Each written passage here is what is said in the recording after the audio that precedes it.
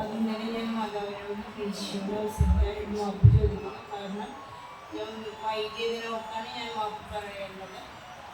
ഞാൻ കഴിഞ്ഞ ജാനുവരി 28 വരാൻ തുടങ്ങിയതാണെങ്കിലും ഒത്തിരി അനുഗ്രഹമുണ്ട്. അനുഗ്രഹമൊന്നും ഞാനിപ്പോൾ പറയുന്നില്ല. പക്ഷെ പ്രധാനപ്പെട്ട ഒരു കാര്യം മാത്രമേ ഞാനിപ്പോൾ പറയുന്നുള്ളൂ.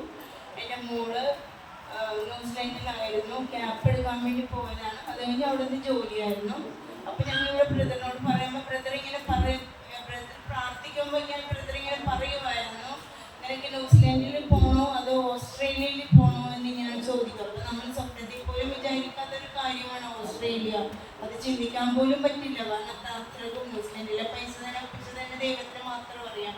പിന്നെ ഓസ്ട്രേലിയയോ എന്നും പറഞ്ഞ് ഞാനിങ്ങോട്ട് ഇറങ്ങി. അത് കഴിഞ്ഞതിന് ശേഷം ഇവിടെ ന്യൂസിലാൻഡിൽ പോയി ക്യാപ്പ് എടുത്തു. ക്യാപ്പ് എടുത്തതിന് ശേഷം അവിടുത്തെ ജോലിയെല്ലാം അവർ ഫ്രീസാക്കി. കാരണം സ്റ്റോപ്പ് ചെയ്ത് കളഞ്ഞു. കുഞ്ഞുങ്ങളാകെ വിഷമിച്ചു. ഒരു 10,000-3000 പിള്ളേരാണ് തിരിച്ചിങ്ങോട്ട് നാട്ടിലോട്ട് കയറി പോകുന്നത്.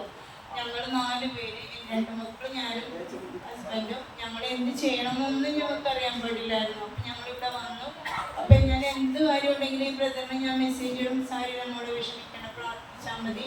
പിന്നെ അതേപോലെ ഞങ്ങൾക്കൊരു പ്രത്യേകതയുള്ളതെന്ന് വെച്ചാൽ ഇവിടെ വരുമ്പോൾ